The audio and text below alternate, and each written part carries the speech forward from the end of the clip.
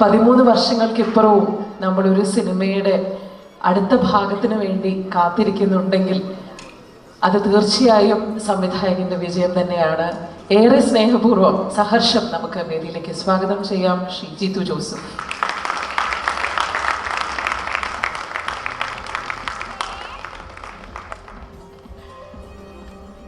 ജിത്തു സാറിനോട് എനിക്കൊരു കാര്യം ചോദിക്കാനുണ്ട്.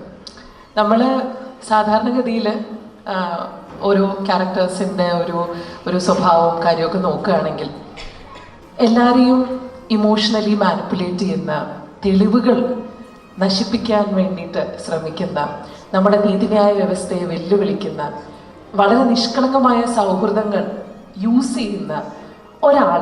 സാധാരണഗതിയിൽ നമ്മൾ അങ്ങനെ ഒരാളെ കുറിച്ച് പറയുമ്പോൾ ഇതൊരു മോശമാണെന്നാണ് നമ്മൾ വിചാരിക്കുക. പക്ഷെ അത്തരത്തിലുള്ളൊരു കഥാപാത്രത്തിന് ലാലേട്ടൻ്റെ മുഖം വന്നപ്പോൾ നമ്മളെല്ലാവരും ജോർജ് കുട്ടിയുടെ പക്ഷത്തായിരുന്നു. ഈ കഥാപാത്രം ക്രിയേറ്റ് ചെയ്ത ആളെന്നുള്ള നിലയിൽ ജോർജ് കുട്ടി നല്ല ആളാണോ മോശക്കാരനാണോ എന്നാണ് സാറിന് പേഴ്സണലി തോന്നുന്നത്? Thank you and good evening. Personally എന്താ പറയാ, ഇറ്റ്സ് എ ടഫ് ക്വസ്റ്റ്യൻ. 2009 ഞാൻ ഈ സ്ക്രിപ്റ്റ് എഴുതുന്നത്. ആ സമയത്ത് എനിക്ക് ലാൽ സാറിൻ്റെ മുഖമൊന്നും ഒന്നും മനസ്സിലില്ല. ഒരു ക്യാരക്ടറാണ് ജോർജ് കുട്ടി. ഞാനൊരു നമ്മളൊരു ആർട്ടിസ്റ്റിലേക്കൊന്നും ആക്ടറിലേക്കൊന്നും പോയിട്ടില്ലായിരുന്നു. സോ എന്നെ സംബന്ധിച്ചിടത്തോളം ഒരു സാധാരണ മനുഷ്യൻ, വളരെ നല്ലൊരു മനുഷ്യൻ, ഒത്തിരി നന്മകളുള്ള ഒരു സാധാരണക്കാരനായ ഒരു മനുഷ്യൻ,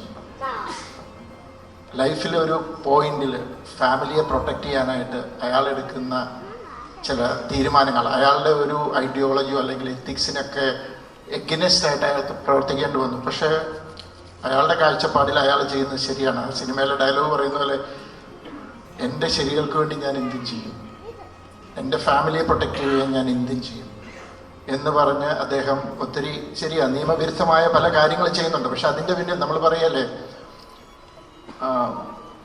ലക്ഷ്യം മാർഗത്തെ സാധൂകരിക്കുന്നു എന്ന് പറയുന്നുണ്ട്. അപ്പം അങ്ങനെ ഒരു കൈൻഡ് ഓഫ് മാനസികാവസ്ഥയിൽ നിന്നാണ് ജോർജ് കുട്ടി ഇതെല്ലാം ചെയ്യുന്നത്. അപ്പോൾ ജോർജ് കുട്ടിക്കും ജോർജ് കുട്ടിയുടെ ഫാമിലിക്കും ജോർജ് കുട്ടിയെ സ്നേഹിക്കുന്നവരുടെ പെർസ്പെക്റ്റീവിൽ ജോർജ് കുട്ടി വളരെ നല്ലൊരു മനുഷ്യനാണ്. പക്ഷെ അതുകൊണ്ട് അഫക്റ്റഡ് ആകുന്ന വ്യക്തികൾ, പ്രഭാകറായാലും ഗീതാ പ്രഭാകറായാലും അതുപോലെ വേറെ പല രീതിയിൽ, ഇപ്പോൾ പോലീസ് ഡിപ്പാർട്ട്മെൻറ്റിലുള്ളവരായാലും വേറെ ഏതെങ്കിലും രീതിയിൽ ജോർജ് കുട്ടി യൂസ് ചെയ്യപ്പെട്ടു എന്ന് അറിഞ്ഞവർക്കും ജോർജ് കുട്ടി ഒരു നല്ല മനുഷ്യനല്ല. So it's all about perspective. ഇപ്പം നമ്മുടെയൊക്കെ ജീവിതത്തിൽ നമ്മൾക്കും എല്ലാവരുടെയും മുന്നിൽ നമ്മൾ നല്ല മനുഷ്യരൊന്നുമല്ല. ചിലരുടെ മുന്നിൽ നല്ല മനുഷ്യരാണ്. നമ്മളെ സ്നേഹിക്കുന്നവരെ ചിലപ്പം സ്നേഹിക്കുന്നവരുടെ മുമ്പിൽ നമ്മൾ നല്ല മനുഷ്യരാണ്. നമ്മളെ ഇഷ്ടമില്ലാത്തവർക്ക് നമ്മൾ വളരെ മോശക്കാരനായ ഒരു മനുഷ്യനാണ്. സോ അത് തന്നെയാണ് ഇതിനുള്ള ഉത്തരം. ഇത് പെർസ്പെക്റ്റീവാണ്, ഓരോരുത്തരുടെ കാഴ്ചപ്പാടിൽ അത് മാറും. പക്ഷേ ആസ് എ ക്രിയേറ്റർ ഞാൻ ജോർജ് കുട്ടി ഒരു നല്ല മനുഷ്യനായിട്ട് തന്നെയാണ്. കാരണം അതൊരു സർവൈവൽ അല്ലെങ്കിൽ ഒരു എക്സിസ്റ്റൻസിന് വേണ്ടിയിട്ടുള്ള ഒരു ഫൈറ്റാണ് actually. So for me George Kutty is a very noble, George Kutty is a very good man. Sir, Drishyam 3 May 21 തിയേറ്ററുകളിലേക്ക് എത്തുകയാണ്. അതിനെക്കുറിച്ച് എന്താണ് സാറിൻ്റെ ഈ സമയത്തുള്ള സാറിൻ്റെ തോട്ട്സ് എന്തൊക്കെയാണ്? ഇത്രയും ഒത്തിരി തവണ പറഞ്ഞ കാര്യം തന്നെയാണ്. ഇത്രയും വലിയൊരു സദസ്സ് കിട്ടിയപ്പോഴും ഇത്രയും ക്യാമറാസും ഫ്രണ്ടിലുള്ളതുകൊണ്ട് ഞാനത് ഒന്നുകൂടെ പറയുകയാണ്. ഞാൻ പറയുന്നത് ആരും അംഗീകരിക്കാറില്ല, പക്ഷെ എന്നാലും ഞാൻ പറയും. Drishyam is a family drama. അതൊരു സസ്പെൻസ് ട്വിസ്റ്റ് എൻ്റർടൈൻ അല്ലെങ്കിൽ ത്രില്ലർ സിനിമയല്ല. For me it's a emotional family drama. കാരണം ആ കഥയുടെ വളർച്ചയിൽ ജോർജ് കുട്ടിയുടെയും അല്ലെങ്കിൽ കുടുംബത്തിൻ്റെ കഥ പറഞ്ഞു അതിൻ്റെ ഒരു ഡെവലപ്മെൻറ്റ്, അതിൻ്റെ ഒരു വളർച്ചയിൽ, കഥാകഥയുടെ വളർച്ചയിൽ ചില സംഭവവികാസങ്ങൾ നിങ്ങളെ സർപ്രൈസ് ചെയ്യിച്ചിട്ടുണ്ടാവാം.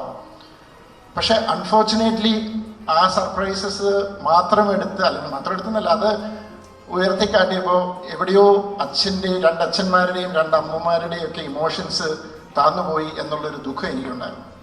ഞാൻ പലതവണ പറയാൻ ശ്രമിക്കുമ്പോഴും ആൾക്കാരും അക്സെപ്റ്റ് ചെയ്യുന്നില്ല. കാരണം they are thrilled with that twist and turns what ever it is. So for me first എന്ന് പറയുന്നത് അദ്ദേഹത്തിൻ്റെ ജോർജ് കുട്ടിയുടെ ഒരു റിഫ്ലെക്സ് ആക്ഷനാണ്. ആക്ച്വലി ജോർജ് കുട്ടി ഭയങ്കര ഒരു ബ്രില്യൻ്റ് ആയിട്ടുള്ള ഒരാളെന്ന്, ഒരു നോർമൽ മനുഷ്യനാണ്, ഒരു കോമൺ സെൻസ് ഉണ്ട്. ആൻഡ് അയാളുടെ നോളജ് എന്ന് പറഞ്ഞാൽ it's all acquired from films. അപ്പോൾ അതിൽ നിന്ന് പുള്ളി ഒരു പർട്ടിക്കുലർ സിറ്റുവേഷനിൽ എന്താ പറയുക, അദ്ദേഹത്തിൻ്റെ ഭാര്യ തുടങ്ങി വെച്ച ഒരു കാര്യം, മകളൊരു അബദ്ധം കാണിച്ചു, അപ്പോൾ തന്നെ ഭാര്യ അതെടുത്ത് ഹൈഡ് ചെയ്തു, പിന്നെ അതിൻ്റെ ഒരു കണ്ടിന്യൂഷനാണ്. And he's trying to protect. അപ്പോൾ അവിടെ കുറച്ച് എന്താ പറയുക ഇൻ്റലിജൻ്റ് ആയിട്ടുള്ള മൂവ്സ് നടത്തി. അതായിരുന്നു ഫസ്റ്റ്. സെക്കൻഡ് എന്ന് പറയുന്നത് അതിലും ജോർജ് കുട്ടി ഭയങ്കര അലേർട്ടാണ്. മേ ബി ഇത്രയും സേഫാക്കി വെച്ചെങ്കിലും പോലീസ് എന്ന് വേണമെങ്കിലും തന്നിലേക്ക് എത്താമെന്നുള്ള പ്രദേശമുള്ള ഒരു ഡിഫൻസ് സിസ്റ്റം സെറ്റ് ചെയ്ത് വെച്ചു, വന്നാൽ ഇൻ കേസ്. അതായിരുന്നു സെക്കൻഡ്. തേർഡില് പ്രശ്നം എന്താണെന്ന് വെച്ച് കഴിഞ്ഞാൽ ഇറ്റ്സ് ഓൾമോസ്റ്റ് സേഫാണ്. അഫക്റ്റഡ് ആയിട്ടുള്ള ആൾക്കാരെ സാറ്റിസ്ഫൈഡ് ആയി, അവർക്ക് വേണ്ടത് തിരിച്ചു കിട്ടി, അവർ പോയി.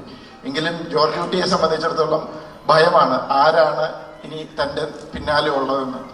ഇപ്പം തേർഡ് എന്ന് പറയുന്നത് എന്താണെന്ന് വെച്ച് കഴിഞ്ഞാൽ കൂടുതലും I'm concentrating on George Kutty's emotions, his fear, അയാളുടെ പേടിയും അയാളുടെ എന്താ പറയുക ഇമോഷൻസിലുമാണ് കോൺസെൻട്രേറ്റ് ചെയ്തിരിക്കുന്നത്. കാരണം ഇത്തവണ ഫസ്റ്റിലും സെക്കൻഡിൽ നിന്ന് ഒരു വ്യത്യാസമുണ്ട്. തേർഡിന് തൻ്റെ പിന്നാലെ ആരെങ്കിലും ഉണ്ടെങ്കിൽ അത് ആര് എന്ന് ജോർജ് കുട്ടിക്ക് അറിയാൻ മേല.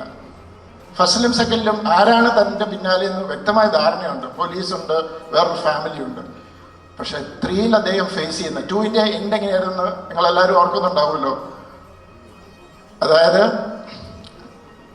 നമ്മുടെ അടുത്ത വരവിനായി അതിനെ പ്രതിരോധിക്കാനുള്ള തയ്യാറെടുപ്പിലാണ് അതിനാണ് അയാൾക്കുള്ള ശിക്ഷ എന്ന് പറയുന്നുണ്ട്.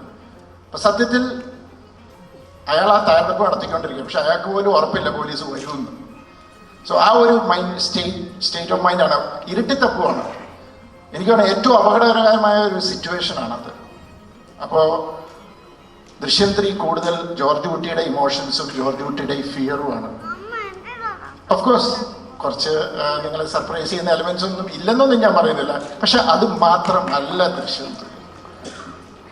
സോ അതുകൊണ്ട് ഒരു പരിധിക്കപ്പുറം അത് എക്സ്പെക്ട് ചെയ്ത് സിനിമ കാണാൻ പറയരുത്. You will get disappointed. Thank you.